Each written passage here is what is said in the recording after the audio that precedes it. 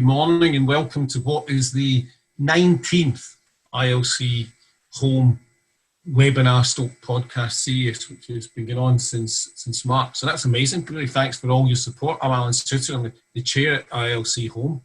And today we're going to continue our regular look at building claims and getting them back to work. It's slightly different today. Hope you enjoyed the podcast last week, which was in specialist supplies. Delighted to say I've got another podcast rather than a webinar next week, and that's going to be about operational issues and a few other items. Delighted to say we started to line up a fantastic group of participants for that, including some very senior insurance people. That doesn't mean that today's participants, of course, should be thought of any less, he says quickly. Absolutely delighted to get all the feedback from all the insurers that listen, the suppliers and the loss adjusters. It's been absolutely fantastic as we've gone through this series, and we will continue it. We're here to help. We're here to make sure that people can get better from learning and listening and sharing things, and that's all we do. We don't have the opinions ourselves. They're opinions that you get from the really good range of people that we invite onto our webinars. So a couple of quick plugs. First of all, a big thank you to our corporate partners, CoreLogic, iCab, Innovation Group and Carpenters, without whom we wouldn't be able to do this. If you're interested in being a corporate partner, it's a very attractive package, please email my friend Nick at I Love Claims. That's Nick with NIC, no K, or contact myself, Alan at iloveclaims.com, or any sponsorship you're interested in any of the events that we run. Please contact us again. Delighted to hear from you.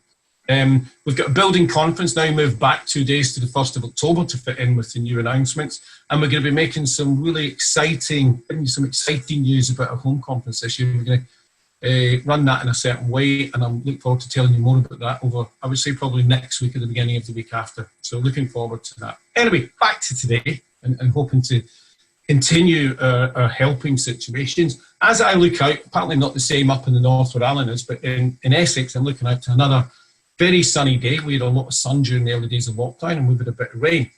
Now, as you know, at this time of year, that begins all the predictions and forecasting over the likely subsidence claims that are going to come in the autumn. No different this year. We had a 2018 spike, as you might recall, of high claims. So we're going to take a look at how that's gone, but we're also going to look at the possibilities and challenges that faces, no matter what number of claims are going to come in subsidence this year, because as we know, the outlook has changed. Already in subsidence, we have the challenge of gearing up when a lot of the skills have been lost and experience has been lost because of the time span that, I guess, happens between spikes. So that's always been a concern, but this year, of course, we have the repercussions of the COVID-19 pandemic. How that will affect us directly in subsidence, but actually it goes a bit deeper than that, because, of course, it's already affecting insurance and the supply chain, much of which is shared with subsidence and general home claims. So there's a kind of double whammy that we have to look at there. So we're going to take a look at it. You'll have seen lots of graphs and the Morex graphs. I'm sure people will refer to them today. I'm delighted to invite back 3 of the participants from our 2018 Subsidence Conference back. So delighted to see Alan Milburn, Technical Claims Manager at Covea Insurance. Welcome back, Alan. Mike Lawson, CEO of Property Risk Inspection Limited. Not a director of Liverpool Football Club, but you might think he is by the time this finishes. And Richard Drollett, the Substance Director of Innovation Group. Richard, who has got so much experience in subsidence despite his youthful looks, and somebody I worked with actually many years ago, too many for me want to remember. So delighted to have you all on board. As always, all the views that our panelists express are their own. They're good views, and I always say to people, you know, this is where we want to listen, think, consider, learn, and come out better as an home insurance claims industry, rather than individually or in each other's business. We're only as good as each other, and we've seen some great stuff over since March. We've seen some great work between insurers, suppliers, etc., to improve in some very difficult times. So that's great. Down the bottom, as always, there is a possibility for chats and questions and answers. Please do that. We'll refer to them if we can. So I guess let's just start with the basics. Alan, as somebody in an insurance company, and having talked earlier on about the subsidence spike of 2018, before we go on to consider the implications in front of us now. Where has that spike gone to? Have we managed to get rid of a lot of the claims? Are we in the middle of them? So where does 2018 stand? Well, that's in a good one, isn't it? It's typically, as we know, subsidence claims are the classic long tail insurance claims for various reasons. Majority of the claims that we've had have been mitigated fairly quickly and have either been into repair and completed on the minor ones, the minor damage, or we're in the process of repair when we're hit by COVID-19. Some of the claims, obviously, where you're having to gain evidence with monitoring, etc., are in the monitoring phase and remain in the monitoring phase because monitoring companies have not always been able and are still unable to gain access to some people's properties. So we've moved on quite a lot of the earlier, the low-hanging fruit, if we want to call it that, but there's still a rump of claims from 2018 which are still sitting there. 2019 claims, again, same thing. There's a few claims knocking around from that, and we'll continue to do for those similar reasons. But majority of the ones that we've had at Conveyor, majority are either completed or in the last knocking, shall we say, which is good news. As far as the industry is concerned, again, there'll be, I'm sure the other guys will comment as well, but there is still having to gain evidence where there's local authority trees. There are certain local authorities insist on the minimum of 12 months monitoring or longer. So that has had a knock-on from the 2018 claims going forward to try and even get to the point of actually mitigating and then getting the trees out. And that's unfortunately the milieu that we work in. And, these, if I can put it in a clumsy way, these traditional lengthy aspects that affect the claims from the property isn't a singular property affected by it, are going to be further affected by the current pandemic, because you're now going to hit that as well. Mike, where do you see us? Where do you see where you are? What happened in 2018? And what's the range of views you've now got looking forward to 2020 and what's happening, particularly in the south? Yeah, I'd support fully the views there from Alan. I had a look at our own stats, and 85% of cases that were opened in the spike period from August of 18 through till May of 19 are now closed. So the remainder of those, the circa 15% are, of those, about 80% are statutory. So there is for me, still a process of applying under conservation area TPO legislation and the highway regulations. But the vast majority were completed pretty quickly. I agree with that. I think one of the big things was, although we talked about an industry that back in 18 when it hit had lost an awful lot of capacity in people, in fact, the leadership was still there, Alan. There was still a very strong core of people who've been in this industry a long time and who knew how to make the changes within business. So I think that we did pretty well there. We're seeing the tail of those, plus the new claims that came in autumn 19. And we're now waiting on the cusp of where we are now. Look, this morning, 2 points I would make. The Morex for the grid square in North London is sat at about 275 mil of 308. So most of the water has been used. The use of water up to the end of May was dramatic. It was really dramatic. And that has slowed against 2018 as a benchmark because June and July were hit by more rainfall. A point about June rainfall and July.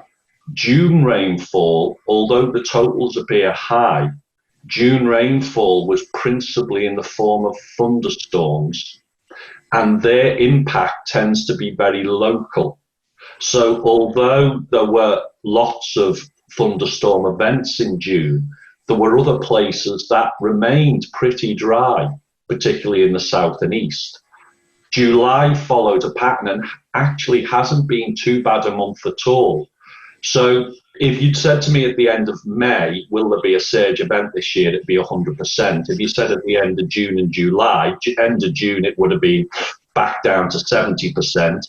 End of July, we're probably at 75%. And where we are now is on the cusp. We are absolutely on the cusp of what does the weather do in the next 30 to 60 days. Now, we're about on Friday to have weather of about maybe 36 degree temperature in London as a Spanish plume hits the UK. And then looking at the three major models, it's suggesting a more dry than wet August.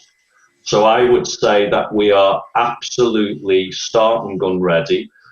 Everything I say there is about the south and east. The north and west has been wetter throughout, in a line really from Bristol through to Hull. Northwest of that is wetter. Southeast of that has been drier. And I would think that it would be very foolish at this moment to turn off surge planning. Okay. Again, to sit in the middle of this is somebody like you, Richard, and there's a lot of experience of doing that over the years. Where do you sit with it now? Because what we're hearing today is a hope from the insurers, quite understandably, that the wet weather is going to improve the situation. Mike's analysis, which says, this could go that way or that way, and it could go that way quite seriously. How do you sit and cope with that? And please also address the other questions. Where are 2018, and what do you actually think is going to happen? So 2018, I thought was a really interesting year, and we kind of look at it a bit like COVID as well. That kind of necessity is the mother of invention. So 2018 stands out for me because it made us look at virtual assessments, remote working, and all of that stuff, just to cope with the increase in volumes. So before COVID lockdown, we were already doing stuff remotely with customers using customer self-service apps. So for me, 2018 was a great kind of driver to make us change our business processes, and stuff that worked we've stuck with and embedded and used that. So when it comes through to COVID and lockdown, you've already got that stuff ready and available to roll out to customers. So I think 2018 in an odd way was actually really useful to us as an industry, and really helped us to change the way that we look at subsidence. I share Mike's view about what 2020 will hold. I think everybody got quite excited at the end of June, thinking it's nailed on surge, but then July has been so cold and, dare I say it, damp, that it kind of takes the edge off things. So I'm kind of like Mike. We haven't stopped our surge planning, but we're certainly not expecting to see the kind of uplift that we saw in 2018. But we're certainly kind of geared and ready if that does happen. But I think it's becoming less likely as the kind of unsettled weather continues. But as Mike says, it'll be interesting to see how it pans out over the next 30 days or so. But the forecasts aren't suggesting anything substantial. Okay, so back to you then, Alan. While Richard and Mike probably get excited about the prospect of a surge, of course you're an insurer, you get far more anxious about the prospect of a surge and the cost of it. In real terms, do you think that's therefore going to be far more of a localised surge, in still agreeing that a localised surge in the south is pretty significant because of the soil? So it might not, even if it's quite extreme in the London and southeast area, do you think that still mitigates some of the impact of it being an overall surge? No, in some respects, because excuse me, if you draw a line from, I suppose, the top of the Wash round to Southampton in an arc, you've got about 50% of the population living in that area. in that southeast corner, and that's where the majority of the really volatile clays are. So, and it's also the warmest area, one of the warmest areas in the country. So whatever's going to hit is going to, in terms of subsidence surges, is going to hit there first. It's going to stay there longer because the growing season is longer as well. And the temperatures are higher, and there's more population, and also there tends to be a greater tree density there than there is in other parts of the country. So everything is stacked against that area of the country. Outside of that belt, and certainly if we also used the whole across on there, yeah, we've got different weather conditions, we've got different soil conditions. So it's almost could become a country of two halves. But as Mike says, and I agree with him, we are on the cusp at the moment, but the next few days, 20 days, 30 days, are going to be the deciding factor. We could have a mini, I wouldn't say it'll be a seasonal upturn, but maybe exacerbated, made worse. But maybe will we go into full surge? I'm not quite so sure about that in the southeast. The rest of the country, I think we're tending to get back to more, I would call it, almost a business as usual year. Yeah, at least in claims in terms, if nothing else, I guess that's true. Yeah. Mike, in looking at all of this and very much looking at the clay in the southeast of the country in particular, what stage over the next 30 days is it a picture that's not going to be clear for 30 days, or is it a picture that will become clearer as you sort of work your way through it? So in 10 days' time, we have a much better idea than we have just now. Yeah, we will, Lee. So the absolute critical point is that we get above 300 mil in terms of Morex, because that means the upper soil is exhausted of soil water. That is, with a hot weekend and a good week, a dry week, we will have a little interlude of showery weather, but I still think the trend is to dry. Over 10 days, it will go over the 300 level. And then the question is, does it stick? Does it hang there above 300, or is it interrupted? Now, that will be the extent then of that seasonal upturn to surge. How many weeks does it stay perched and elevated above 300? And I would make the point, if we go back, for those of us who remember 2003, at this stage in 2003, Richard Rollett and I both had discounted a surge in that year. I remember sitting with him in the room and we discounted it. What happened was that August came on like a steam train. September carried on the summer in an extended period to the end of, and it never rained once in October. We had our 3-month summer, August, September, October, and the tree growing season is till the leaves drop off, which is November. So be aware, everyone, that soil drying, there is still a period of potential.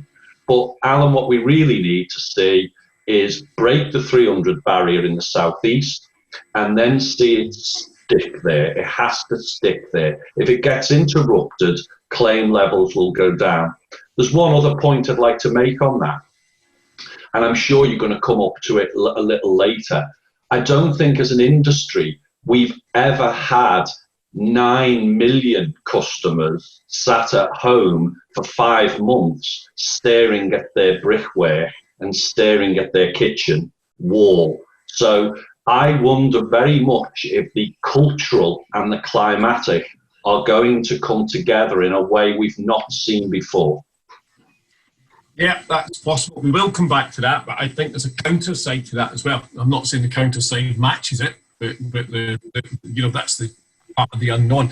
Richard, just back to one that I came into this industry I think it was in '98, and involved very heavily with I kind of managed through the remainder of 1995, huge surge in claims, of which there was still an absolutely staggering amount in '98. And as an outsider at that time, I could never quite get my head around why all these things that happened in '95 had still these people sitting wondering what was going to happen in '98. Now, part of the problem then was unquestionably about communication and the fact that we had very good technical people trying to explain in technical language to policyholders what the heck was happening to the property or the biggest single investment that they ever going to make in their life. Okay, you know, we've moved on with mitigation mitigation factors, etc. But how much does clear communication assist in getting claims through quicker and managing the policyholder? Yeah, undoubtedly, communication is key to all of this, and making sure that customers understand what's happening with their claims. I think the mitigation piece is interesting, and it seems to be a changing landscape with trees. So when in 2003 we were in a heated room discussing whether surge would take place, at that time you could get a local authority and you could beat them up about getting a tree taken out because you could recover the cost of the repairs from them, and they were much more inclined to actually take trees out, in my opinion. That landscape has shifted so that now you've got much more reluctance from local authorities to remove trees. You're much less likely to recover costs, so they're less exposed. And that whole argument is getting more difficult to get trees out, which is one of the reasons why I think, particularly with that kind of rump of claims that Mike was alluding to, the third-party TPO conservation area trees, those claims become difficult. And that's where you need to have really good dialogue with customers so that they understand why there are difficulties in getting trees taken out, that it's not a failure on insurers' part or our part. There is simply a very difficult process to get trees taken out nowadays, and it's much more difficult. There's also the added pressure from the FOS looking at claims and looking at durations and saying that it's not acceptable to have a claim that is 4 or 5 years old and you're still trying to mitigate that. So the pressures are very different to previous surges, and I think that kind of stuff will start to play through more as we get to that kind of rump of claims in 2018. But it's certainly a very different landscape to 2003. And I was just interested in Mike's view about that kind of whole mitigation piece, whether he sees that as a changing view across the last decade or so. Well, Mike, yeah, I think Richard's right. I think there's no doubt about it that the environmental awareness of communities has increased. And that's happened at the very same time that our local authorities have suffered 10 years of austerity. I mean, let's look at it. There have been wholesale destruction of budgets in local government. You've had reductions 50, 60% in parts of funding for local authority services, parks that have been abandoned to community groups, lowered spend potential quite naturally. So at the time when the focus on the environment and on climate change, global warming and species protection has gone through the roof, local authority budgets to deliver green services has collapsed. And there's another thing, is that the general trend of jurisdictional decisioning, the courts, has tended to put a far greater responsibility, quite rightly, on insurers for evidential standards. So now to pursue a claim in recovery is a much trickier balancing act of the evidential standard and the local authority position and their own activity. And so I would say yes, for that, let's not forget, for the 10% of cases that represent quite a high proportion of spend cost because they're complex. They are complex for a reason. They're complex because of budgets, they're complex because of the environment, and they're complex because of the jurisdiction and the statutory decisioning that's gone on. So yes, Richard, you're absolutely right, but let's not pretend that that's all cases, because as we've all said, 90% of the cases get mitigated as low-hanging fruit, fixed, and people are protected and secured in home. Yeah, absolutely. Alan, back to you then and all of that. Mitigation, all that stuff's great, but we now face a completely different challenge. Whether or not we're there, we've been able to, in some way, mitigate the lack of experience, whether we've a good leadership to take it through, as Mike pointed out. We're now left in an environment where Mike said 9 million people are at home will be looking at cracks. That's very true. Quite a lot of that 9 million say, I'm looking at cracks, but nobody's coming in here to look at the cracks or do anything about them because of the unsureness of the future.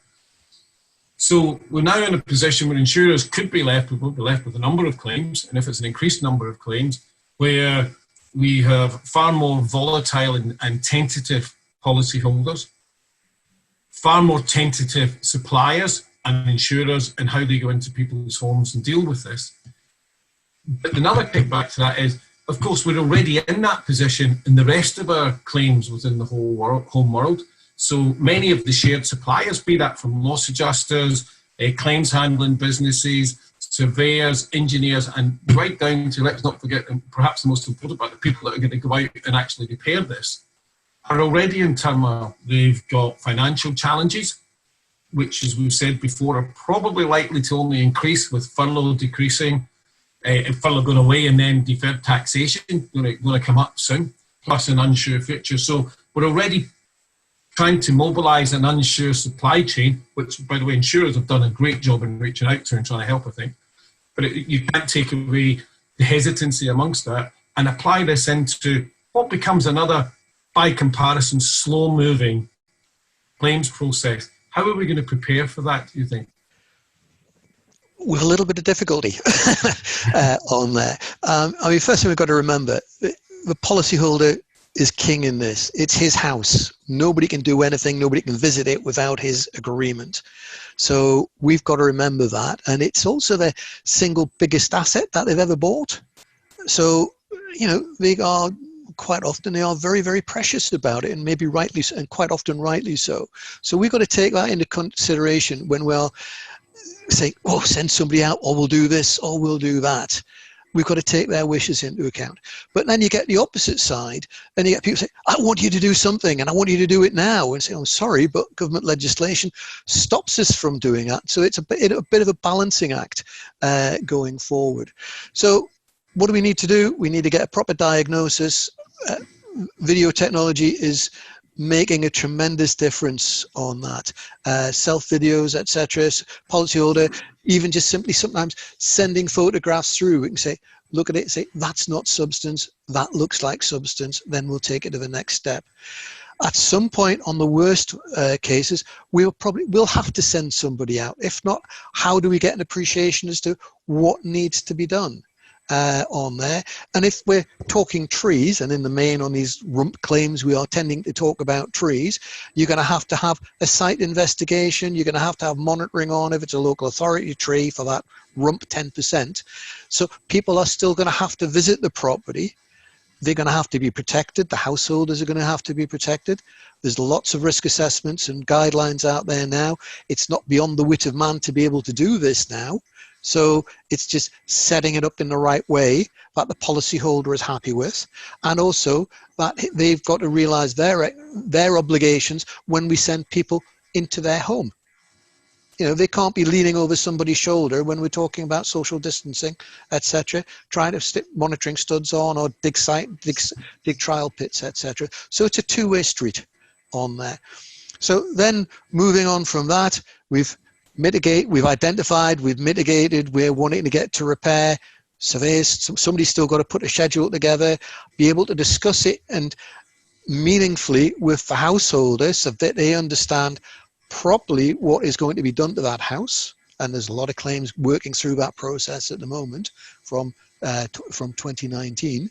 And then we've got to get the builder out.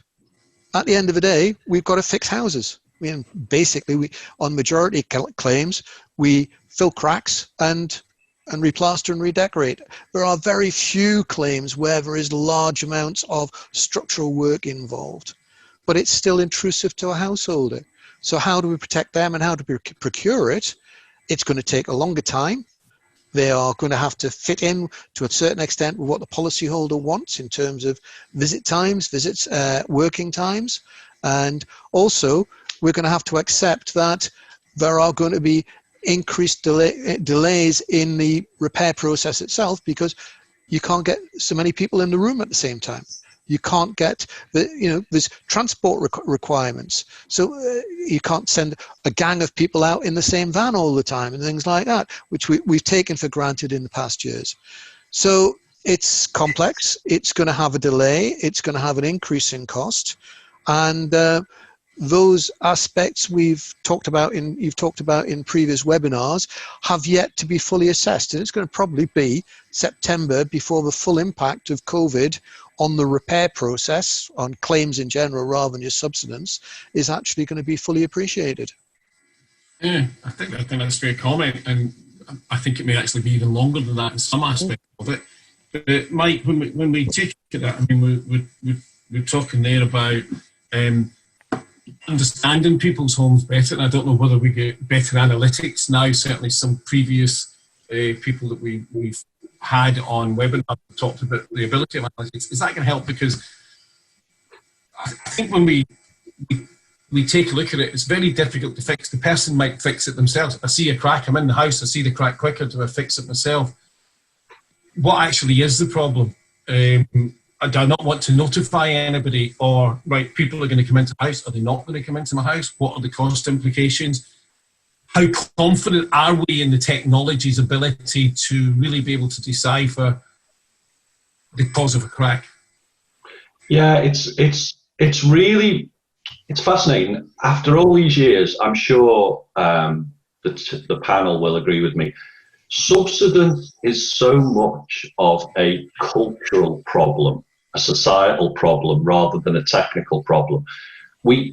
We decided the technical aspects many years ago, and mostly we are on site and reporting quickly, and huge numbers of claims are now mitigated in weeks and building repairs in the worst case months.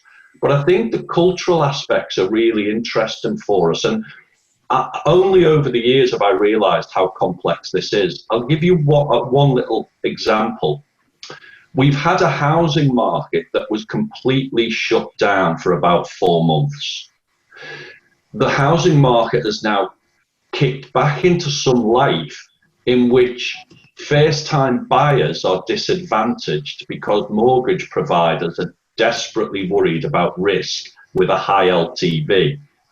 The bit of the market that is moving at pace is the middle of the market, who are looking on Zoopla. The #1 search item now is garden. And the types of properties that are racing away are the middle classes, second movers, third movers, fourth movers, who are looking at properties from the point of view of increased space because of the shock of COVID. So the market itself, generally, I always believe that the worst case scenario for insurers is a buoyant housing market with a hot summer. That to me was always the key driver, because if you've 2 million properties being listed at a time instead of now 700,000, and you throw a surge year in temperatures over the top of it. So we've got a really interesting thing. And let's look at another aspect. About 80% of valuers, chartered surveyors, were furloughed by the lender panel firms. They're now moving back in and doing principally desktop. Forgive me for any chartered surveyor on the call to say it will be a relief to think that no chartered surveyors are going into large houses with trees and having a look for cracks this summer, because they're all at home doing desktop valuations. But there's another aspect. So I think the science of this is pretty straightforward. We get in quick, we mitigate quick. One of the things we innovated over the last few months was a My Home Photo system, whereby we cohort the homeowner to be a surveyor, and they use an application to go around not just photographing the common cracks within the house, which has been used for many years, We've now got them going into gardens using their iPhones and Samsungs, photographing tree, twig, and leaf, plotting them to a survey sheet and sending them back to us because we don't want to risk their family with a arboriculturalist in the rear garden. So we're doing externals where it's all frontage, but if there's no access to rear, we've now, for everyone out there, you should realise, we've now thousands of extra arboricultural surveyors called policyholders who are ensuring we'll be able to deliver. So the world is changing. And I'll tell you another thing about homeowner self-assessment. Everyone had said they won't be able to provide the quality of photography or the accuracy of survey.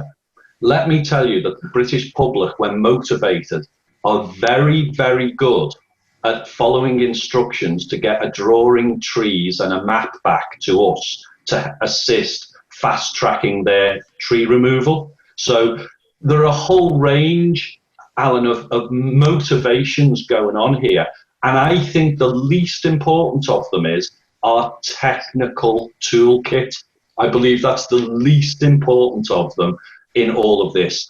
Identify the clay soil, identify some roots, let's target the nearest trees, and let's get it into repair. Most claims follow that arc, that trajectory. Yeah. I think, I need to be fair, we not connected to Subsidence, but I think Jim Marston Saga in an earlier webinar when we were talking about virtual validation and claims said that he was really pleasantly surprised by the very large take-up of virtual validation on the Saga claims group, which is, as you know, is an old one, which I call myself, not necessarily Saga Insurance, but certainly the age group. Okay, Richard, so we've got the technology, we're saying we can use it, but it doesn't take away, because the common problem here is the back end of this process. It often has been a difficult problem because things have changed from when we got it and when we instructed the builder to what happens when he actually gets in site. So we've now got to find enough builders to get in site. We've got to help keep them in business if they still have some hanging debt problems caused by processes within our industry. And we've got to make sure that we can sufficiently price this to allow them to take care with what must be considerably still changing working practices. I mean, we've learned today, for example, it's not directly connected, but we've learned today that instead of 7 days isolation, we've now got to go to 10. So that means that any other things connected with working practices are open to change as more data and more information becomes clear. How are we going to cope with one, and let's say Maurice said, the 2018 claims that are reaching repair stage? Are they moving? Are they going to move in the next few months, or is that just going to add to the complexity? Yeah, I think Alan and Mike have kind of covered it off quite well. The point we're in at the moment is that you have the COVID lockdown and you seem to have a polarization with customers. Some are saying, it's all finished, get in here and repair my house. And you're quietly saying, well, we've got to unfurlough contractors and make sure we've got the resource and we can socially distance and do the repairs. You've got another lot that are saying, I don't want you in my house to do any work at all because I'm shielding or I'm self-isolating or I live in Leicester or whatever the reason is. So it's a whole difference between that. I think inevitably it means that repairs will take longer, but subsidence is different to other kind of insurance perils. It's not like an escape of water or a fire claim where there's a kind of imperative to get in there to repair. Provided we've done the mitigation, and I like the idea that we can recreate the policyholders to turn them into Mike Lawsons. That's a brilliant idea. Genius. Cloning Mike Lawson, that's my opinion. Yeah, one's more than enough. Exactly, yes, yeah. But yeah, I mean, as long as we can get mitigation done, and that really comes back to the initial point that I think that to cope with COVID and to cope with the surge on top of that, you've really got to focus in on mitigation and getting those trees removed, and that has to be our target. I think at the beginning we were saying that 2018 for us was necessity as a mother of invention, and I think COVID will help with that as well. So as Mike was saying, customer self-service will become routine, will become normal. And I think when you start to combine that with all of the stuff that we've got around risk modeling and that type of thing, you start to move to a completely different way of looking at claims, so that you can potentially get rid of that 90% of stuff, the low-hanging fruit, so that engineers and arborists and site investigation contractors can concentrate on that difficult 10% and focus in on getting that mitigation completed, so that yes, the repairs will extend, but it doesn't actually impact in terms of repair costs. It's just a matter of trying to communicate with customers and make sure that they're on board and understand that you're doing everything you can to move their claim to a satisfactory conclusion. A last quick word from Alan then before I go and say where we'll go from here, but that's fine, costs, etc. My worry, and the worry I always have on behalf of the industry, is the ability to be able to repair is having enough suppliers with enough people to do the job. And that's been a bit of a worry for some reasons, even before COVID-19, because of big building projects and the competitive nature and pricing that would affect trades. But it's become a bigger problem. You know, I listened to somebody a few weeks ago say, 80% of our supplier building companies have been working. So 80% of our capacity is working, but it wasn't 80% capacity. It was 80% of the companies who may have been working to 30% of the capacity each. So that's the biggest problem. How do we ensure that when it gets to the repair stage, we're going to be able to activate the repair ourselves? Because, even if we say, well, okay, go away, Mr. Policyholder, we'll give you some money, go and do that yourself, they're going to face exactly the same difficulties in carrying out the repair. And that's a challenge for insurers, isn't it, under TCP or anything else, TCF or anything else, really?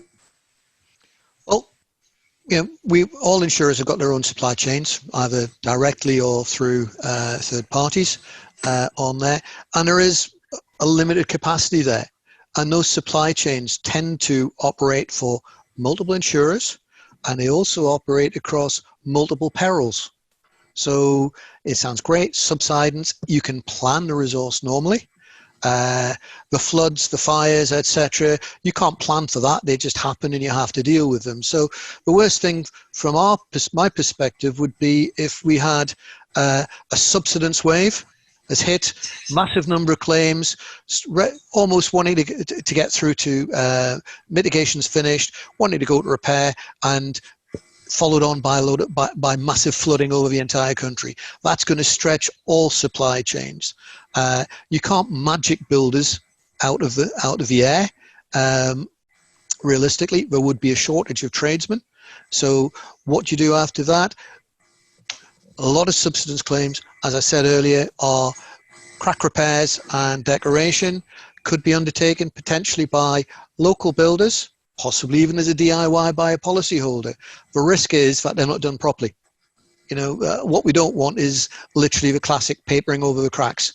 If it needs heli-fix repair, then or type repair or an expanded metal mesh repair, then we want to see it, because if not, we know the next time there's just some minor seasonal change, not necessarily related to the tree that's been removed, those cracks are going to that is going to open up because of thermal movements. So again, we've got a problem there, and there's no easy way to sort it out on that.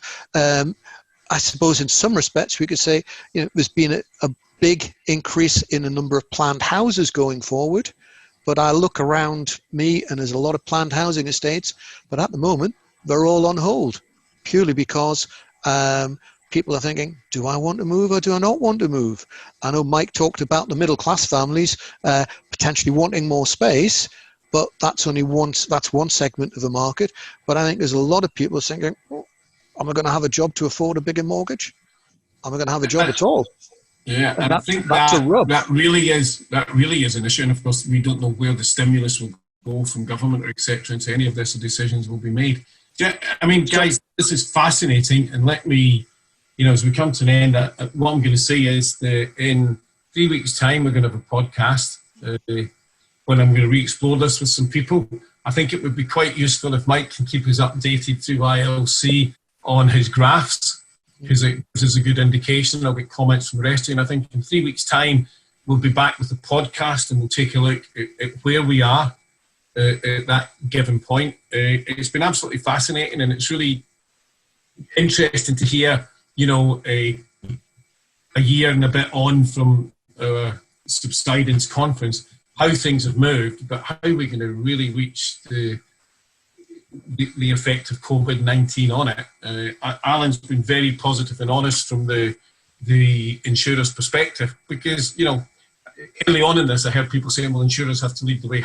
I'm not sure how you lead the way in something you've never been anywhere near before, and something you couldn't even have imagined just a few months ago. Just take a look at your whole everyday life, and you just couldn't have predicted what was going to happen.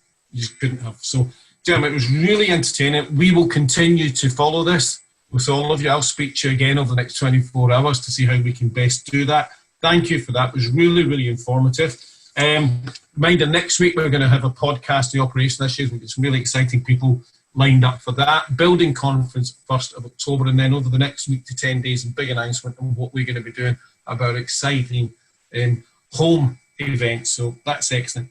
Thank you very much for listening. Again, corporate partners, if you want to become involved with CoreLogic, iCab Innovation Group and Carpenters as well, give Nick at iloveclaims.com without a K. Drop him a line. Please contact me at alan@iloveclaims.com with any comments or anything you want to do. As I say again every week, COVID-19 is out there and still very much alive. So please look after yourselves, your employees and your families, and hope to talk to you again next week. Thanks very much, gentlemen, indeed, for your time.